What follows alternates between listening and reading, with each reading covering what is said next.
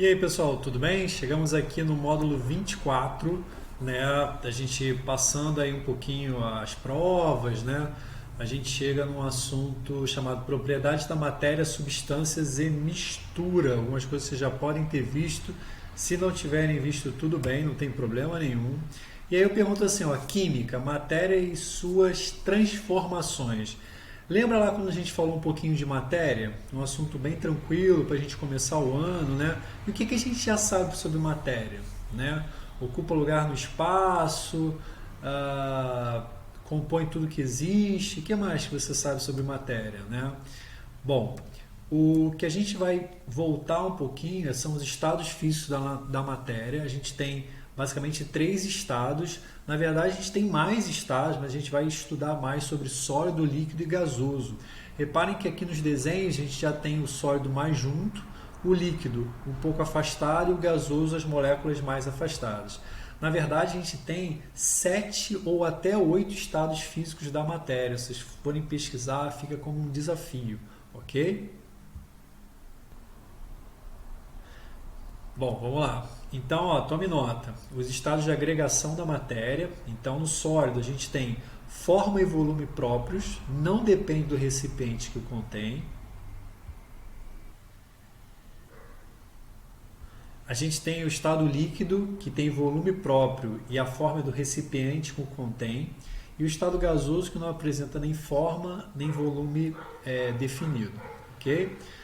Eu tinha falado em até 7, 8 estados. Um quarto estado da matéria é o plasma, né, que é o quarto estado, sendo que é um conjunto quente e denso de átomos livres, de átomos, elétrons e íons com distribuição quase neutra e comportamento coletivo. Um bom exemplo é o Sol, né? Ok? Aqui, por exemplo, a gente tem sólido, líquido, gasoso e o Sol como exemplo de plasma. Tá? Transformações, isso é mega importante. Para o líquido a gente tem a fusão, líquido para o gasoso a gente tem a vaporização, gasoso para o líquido, liquefação ou condensação, e de líquido para o sólido a gente tem a solidificação. Quando pula de sólido para gasoso e gasoso para sólido, a gente chama de sublimação. Ok? Vaporização a gente tem três diferenças, né? Evaporação, ebulição e calefação. Qual é a diferença? Na evaporação é mais lenta, na ebulição é rápido, com formação de bolhas, e na calefação é imediato. Uma chapa de aquecimento cai uma gotinha de água, faz tss, isso é uma calefação, tá? Bom, algumas características, né, da água: ponto de fusão 0 graus Celsius, ponto de ebulição 100 graus Celsius, isso quando está a uma atmosfera, ok? A gente pode definir a água como uma substância pura. Antes de eu falar disso, nesse módulo a gente tem um estudo dirigido com material complementar, temos exercícios, gabarito e um pouquinho mais aprofundado sobre uma matéria mais aprofundada sobre propriedades gerais e específicas da matéria, material complementar, ok? Aqui no ciclo da água a gente percebe, né, um pouco do que a gente acabou de falar, né, da água evaporando, condensando na atmosfera e precipitando novamente, né? Uma coisa que acontece naturalmente, ok? E a gente observa na natureza, tá? Bom, se a gente for identificar os estados, o estado físico das substâncias, a gente tem que prestar muita atenção no ponto de fusão e no ponto de ebulição. O que vai ser o ponto de fusão?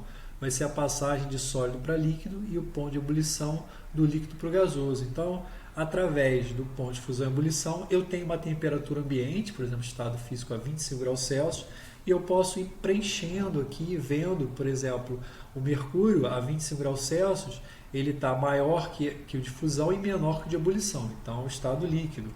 E eu posso ir completando de acordo, vou pedir para vocês darem um pause nesse slide e irem observando o que acontece. Dá um pause aí e vai comparando, né? Se está antes do ponto de fusão, ele ainda está sólido. Se está entre fusão e ebulição, ele está líquido. Se passou do de ebulição, ele já está gasoso, ok?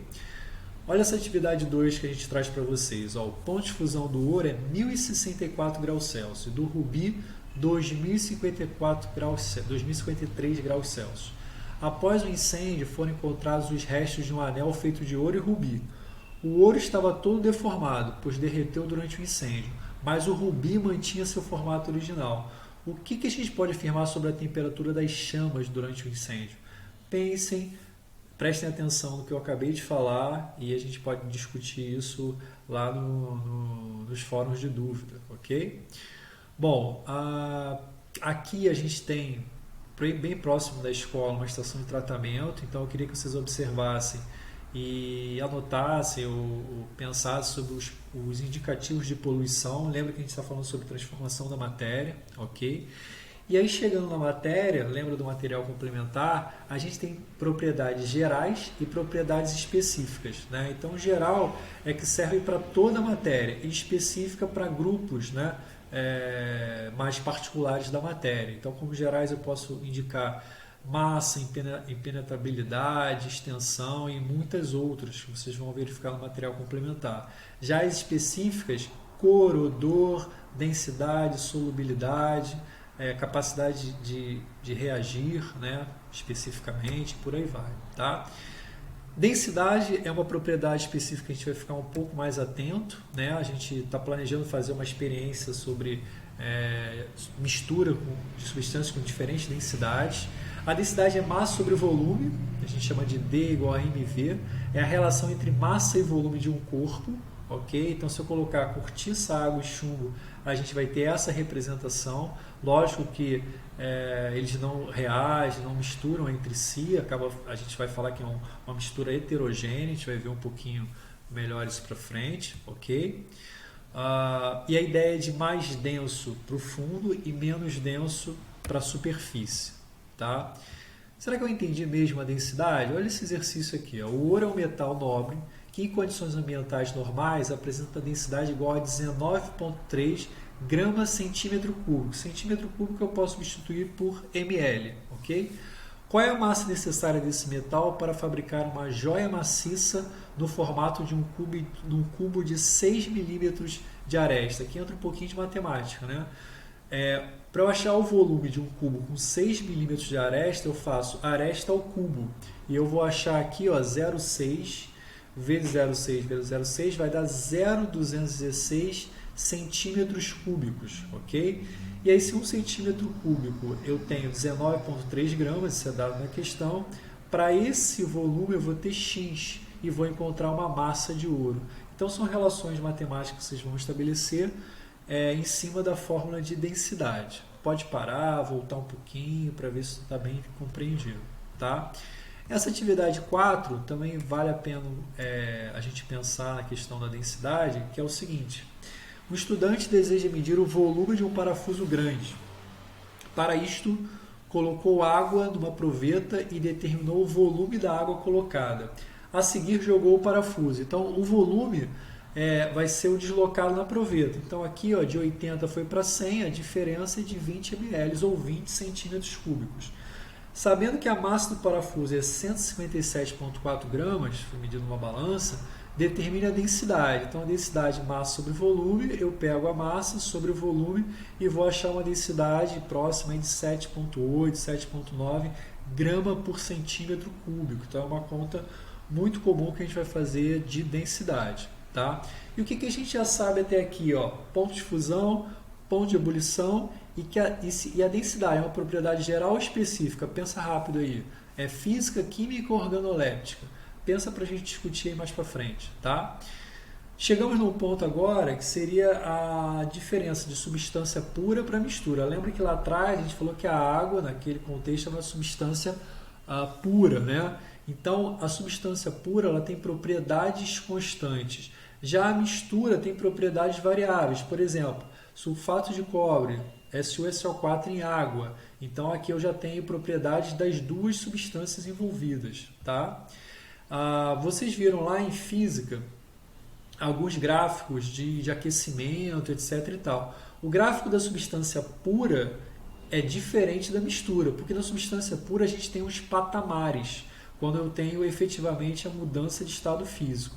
Já na mistura, em vez de ter um patamar, como está aqui uma temperatura fixa, eu tenho uma temperatura não constante, tem uma inclinação do gráfico de aquecimento. Tá? Então essa é uma diferença bem importante. nós temos dois tipos especiais de mistura, que é chamada de mistura eutética e mistura azeotrópica. Qual a diferença da mistura clássica que a gente chama?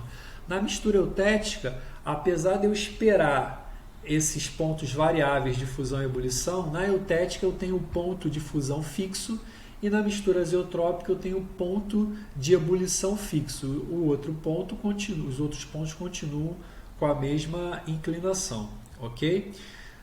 Eu vou fechar a aula já por aqui.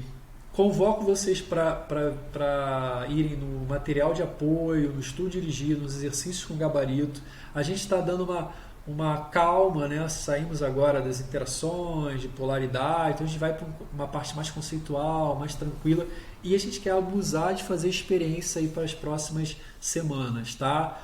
Resumindo hoje, estados físicos da matéria, mudança de estado, um pouquinho a introdução de substância pura e mistura, propriedades da matéria gerais e específicas, tomem nota lá no material de apoio, densidade e um pouquinho de transformações. Gente, tudo de bom, vamos juntos, aquele abraço, se cuidem, tchau, tchau.